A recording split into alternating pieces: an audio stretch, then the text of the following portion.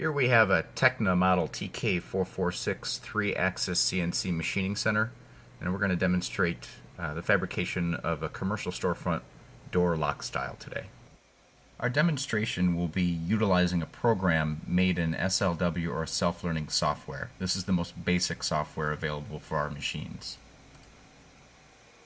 When SLW is launched, the operator is first prompted to confirm or change any variables used in the program.